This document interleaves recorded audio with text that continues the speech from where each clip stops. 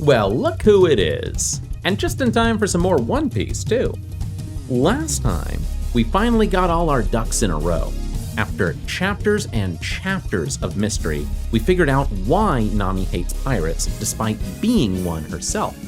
We also uncovered the childhood trauma that spiked her lifelong obsession with money, and to top it all off, our boy Luffy cooked up a surefire plan to free Nami, save Cocoa Village, and get all his stolen treasure back in one fell swoop. It's a Monkey D. Luffy classic. Punch Arlong in the face until he goes away. But this time, well, that may be easier said than done. Luffy is still mostly drowned after Arlong threw him into the ocean with a fresh pair of cement shoes. But mostly drowned isn't fully drowned, and with Nojiko and Genzo keeping his stretchy head above water, Luffy is just one smashed rock away from making his comeback. And yes, there's currently an awful lot of seawater and one very mad shark between that rock and our heroes, but these are solvable problems, and you can feel the hope in the air. Which is why it pains me to inform you that Usopp has been tragically killed in action. Yep, shot in the back by Chew while in the middle of heroically running away. Or was he? Our favorite trickster is simply playing possum, and with a little ketchup to sell the act, Usopp's illusion is downright perfect. Chew is completely fooled and begins to make his way back to Arlong Park. Conflict successfully avoided.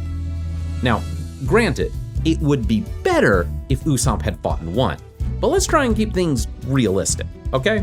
These fishmen are way too strong. Usopp wants to help, but not if it means getting himself killed. Still, everyone else is giving it their all out there. So once the coast is clear, Usopp starts rubbing some dirt on himself. You know, to help sell the illusion that he fought and lost a real battle.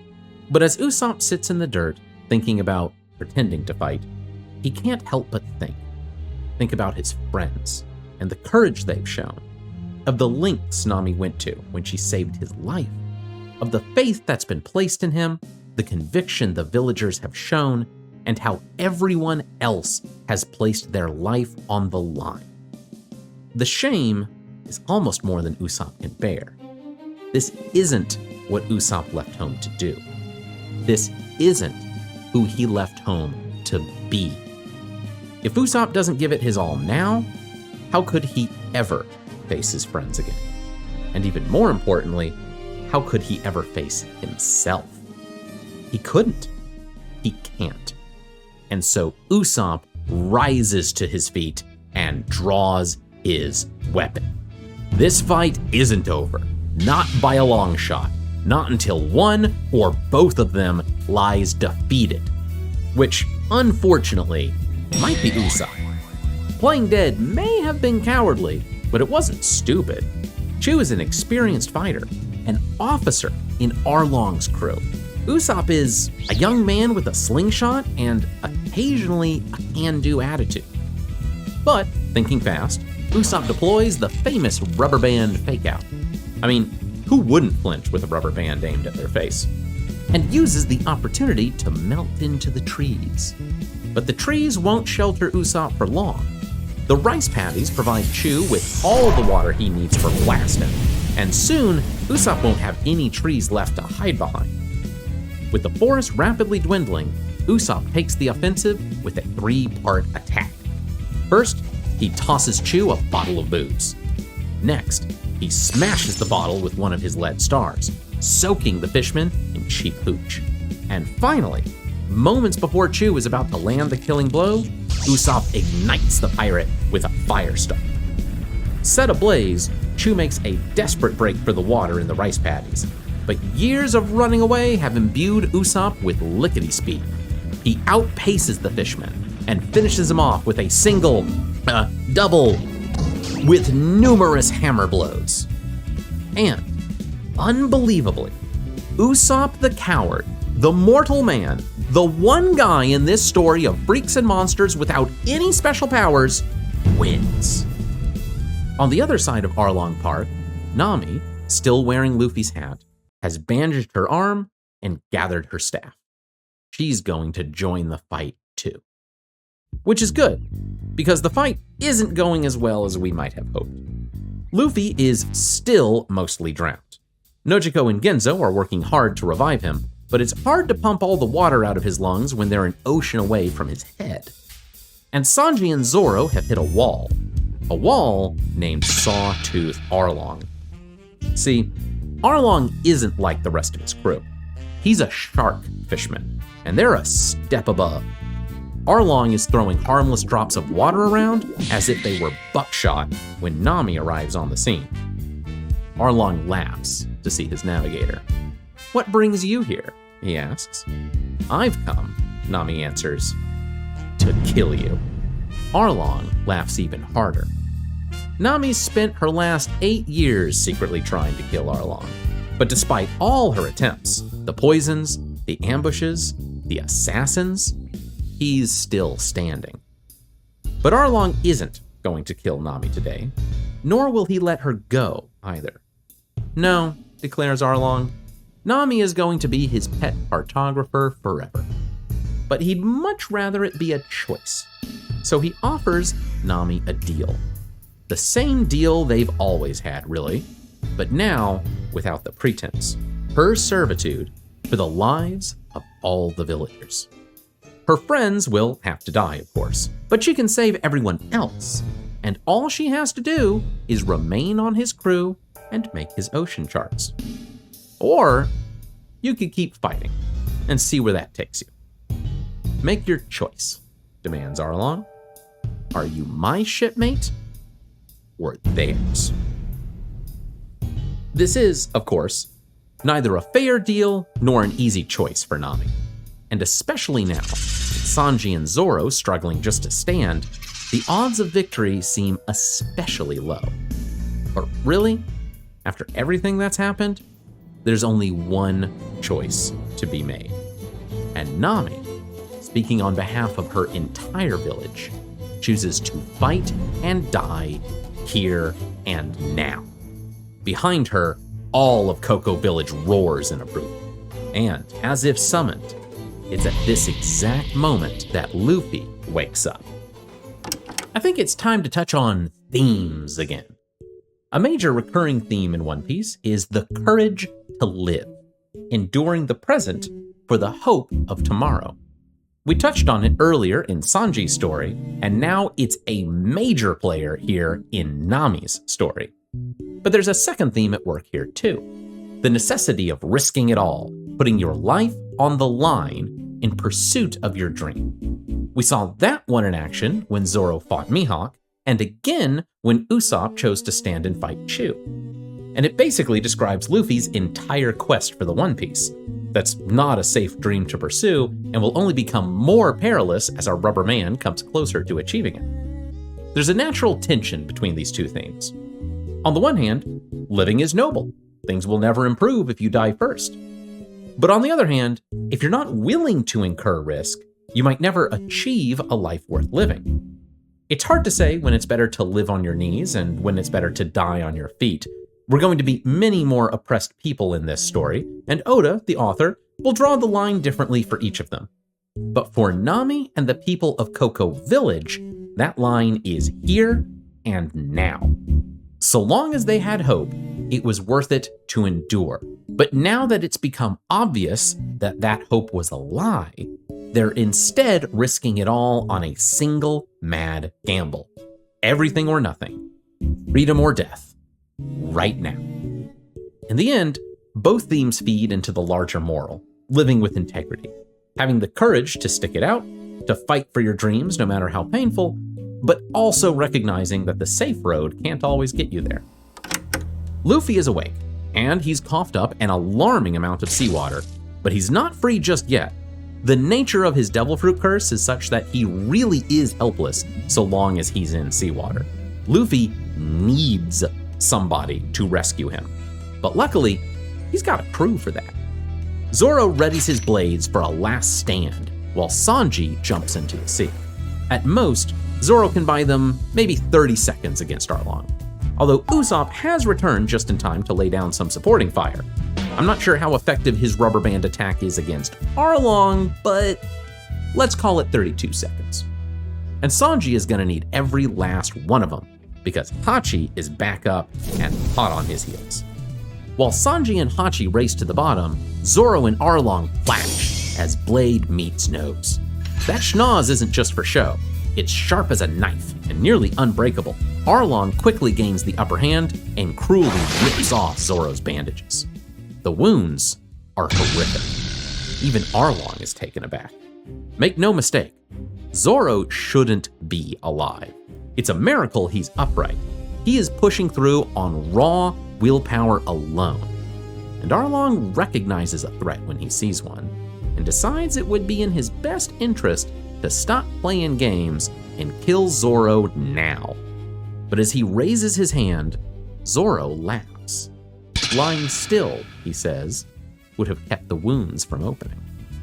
Zoro isn't talking about himself though, as under the waves, mere inches from catching up to Sanji, it's Hachi who again succumbs to his injuries.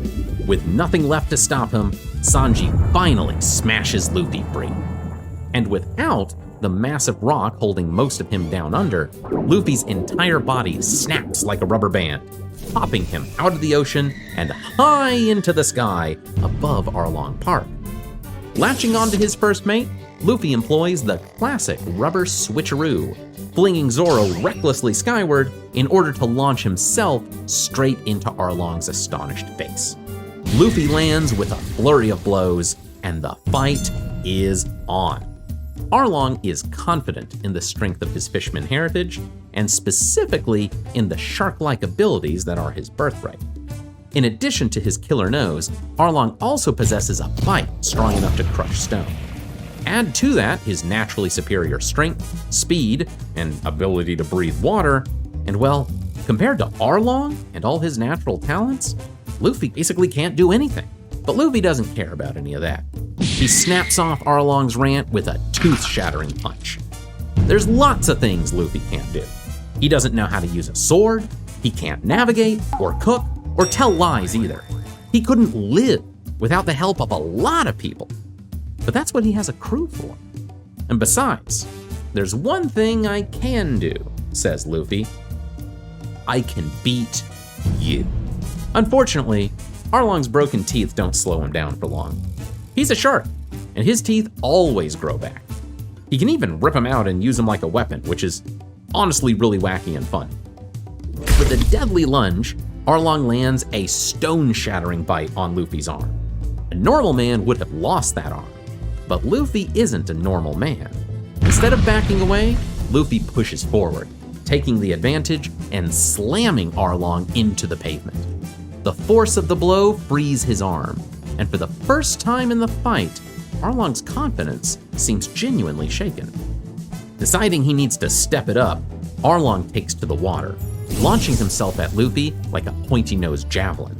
But Luffy counters again with, frankly, some upsettingly rubbery moves. I didn't know Luffy could weave his fingers into a net like that, and frankly, now that I do know, I hate it. Caught like a fish in a net, Arlong takes the full force of Luffy's counterattack. It's still not enough to bring him down, but the humiliation of being clowned on by a puny human has pushed Arlong over the edge. And the wounded fishman goes berserk, tearing after Luffy with renewed ferocity, his strikes punching through walls as if they were paper. But even in his rage, Arlong hasn't lost his head. Pulling his fist free reveals that Arlong has picked up his signature weapon, the Kiribachi. Armed now with his massive toothed blade, Arlong hacks and slashes and chases Luffy all the way up the side of Arlong Park and into a lonely room at the very top. Nami's chart room.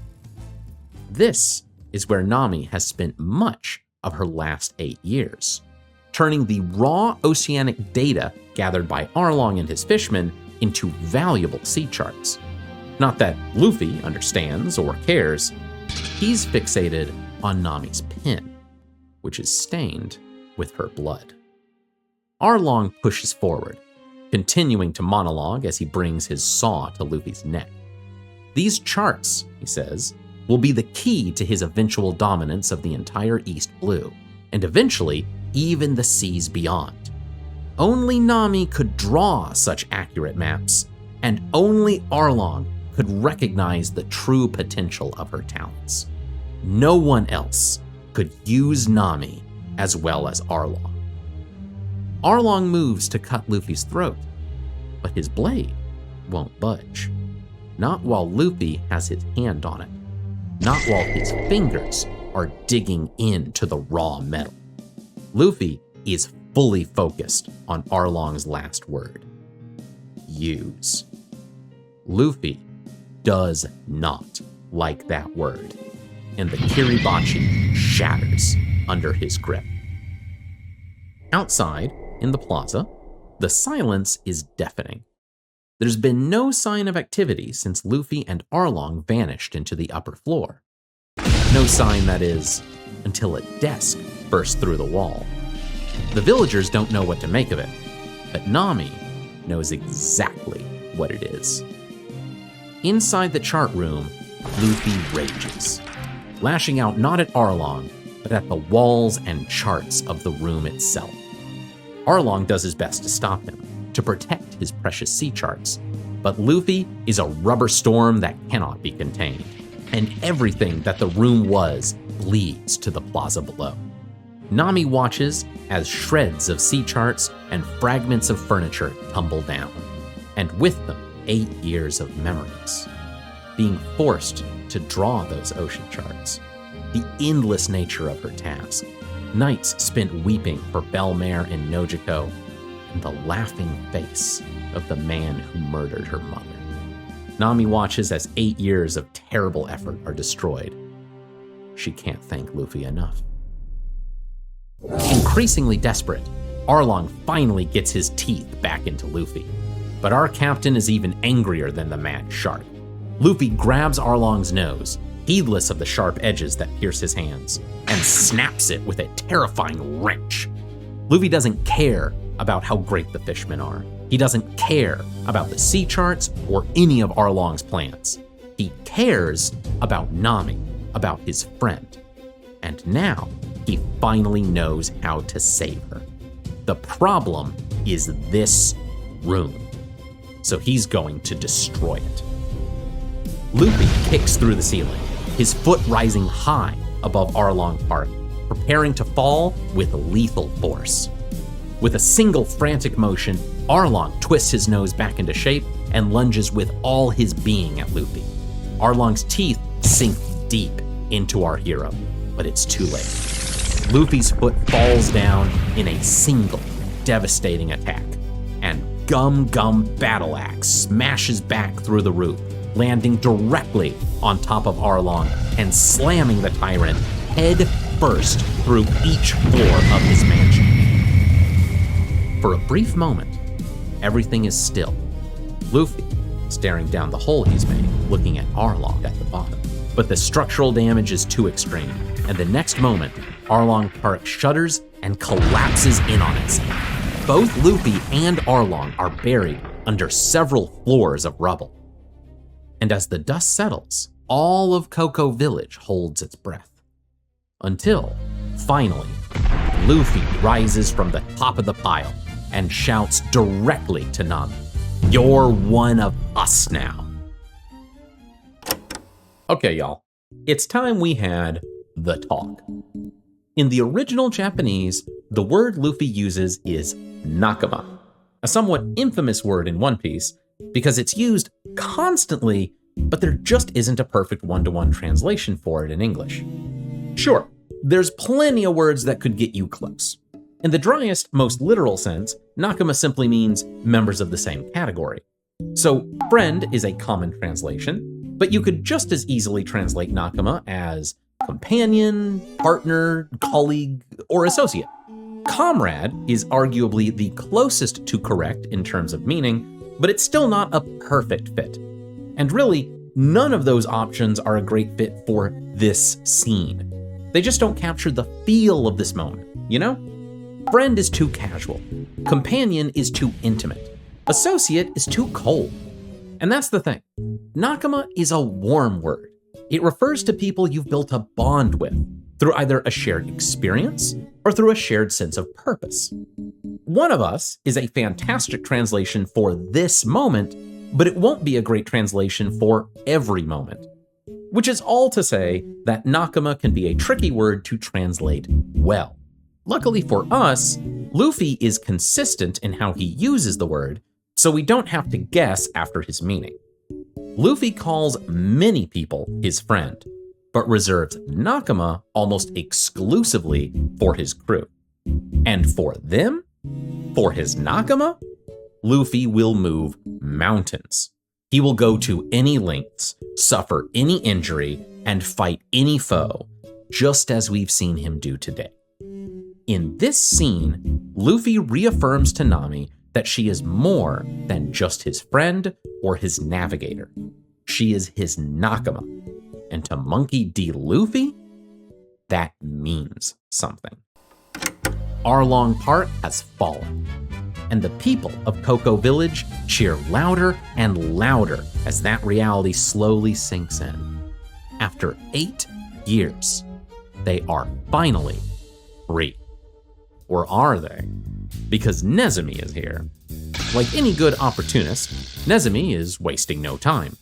The corrupt Marine is here to seize all the assets, take credit for Arlong's defeat, and in general make everything worse. Luckily, Luffy and the gang are still standing literally right here. They beat the tar out of the rat and his men, and even Nami, despite her injured shoulder, gets a solid hit in. Stuck in a mess entirely of his own making, Nezumi is forced to return Nami's fortune, clean up this mess, rebuild Gosa Village, and swear off Arlong's treasure, which rightfully belongs to the villagers he extorted it from. Forced to swim back to his boat with his tail between his legs, Nezumi identifies Luffy as captain and swears there will be consequences, a terrible comeuppance for this humiliation. And, for perhaps the first time in his life, the man makes good on a promise. Because the moment he's back at base, Nezumi radios headquarters with a new bounty on a young, upstart pirate captain. Identified by his signature straw hat, with a crew of 4, Monkey D. Luffy is now officially an enemy of the state. Okay, so the bounty is a big deal and all, but let's be real. You're looking at the snails, right? Those are Din Din Mushi, psychic snails used for long-distance communication, and basically what passes for phones, radios, and more in One Piece. The name, as usual, is a clever pun. Din Din Mushi means snail in Japanese. I mean, it's not the common term, but you could get away with it. And Oda, the author, has replaced the first din with the kanji din, meaning electric, the second din with the kanji din, meaning communication, and mushi he basically left alone. It means bug, but snails in all form of creepy crawlies qualify. So, in Japanese, din din mushi, meaning snail, became din din mushi, meaning electric communication bug. Most translations don't even try to touch that, because honestly, where would you even start? Instead, they call these little guys transponder snails or something similar. I'll probably call them either transponder snails or din din mushi as the mood takes me. Why snails, you ask? Rumor has it, Oda felt actual phones and radios would have seemed out of place in a world of sailboats and flintlock pistols. But magic gastropods? Who could complain? Certainly not me. It's also likely a reference to the Pastelolinic sympathetic compass, or snail telegraph, theorized by French occultist Jacques Poussin Benoit, which, yes, is a real-world alternative to the telegraph powered by the theorized telepathic bond between mated snails.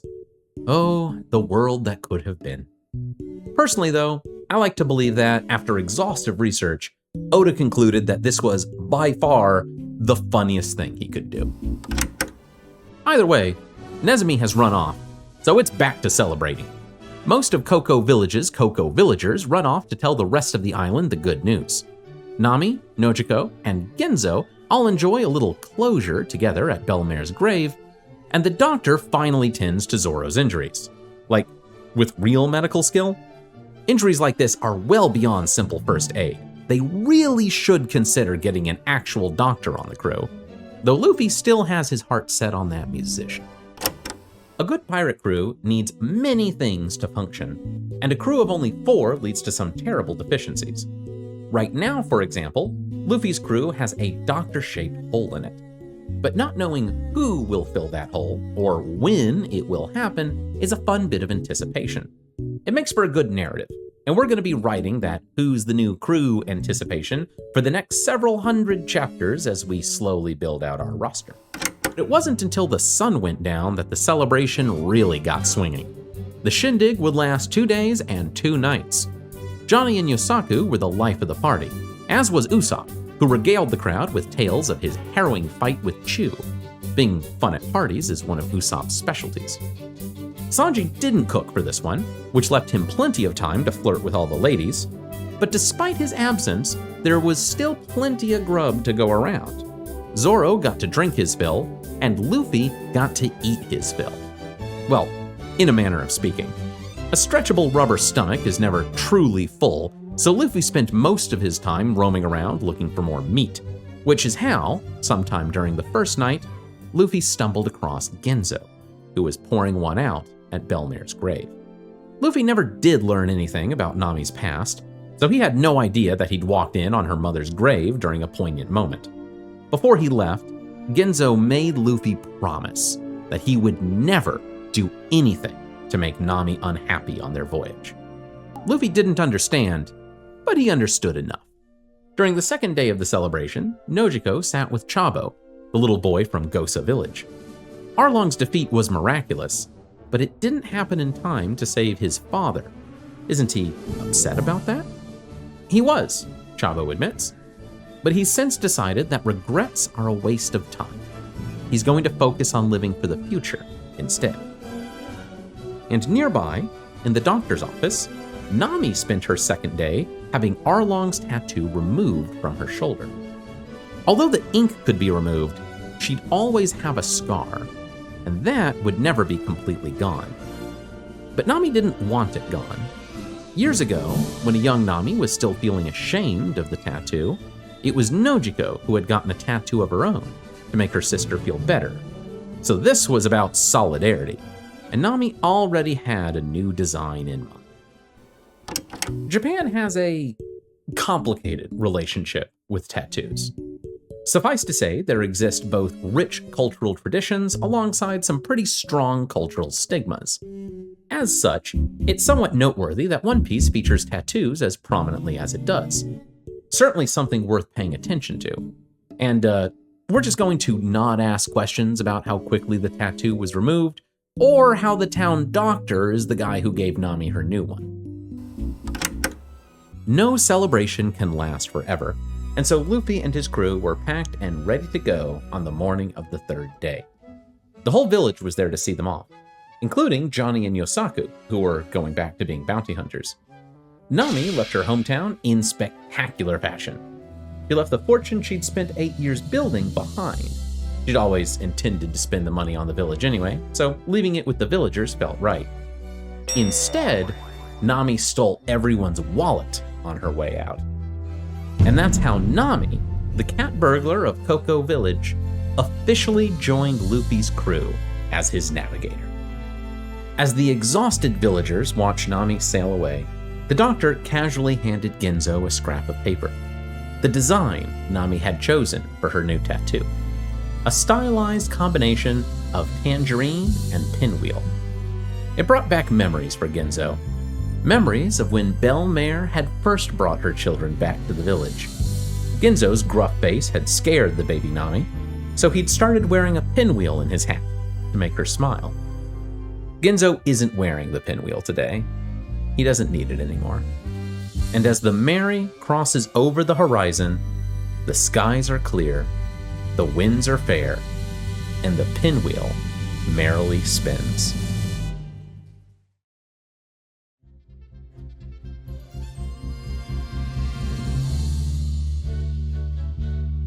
Next time, Luffy dies.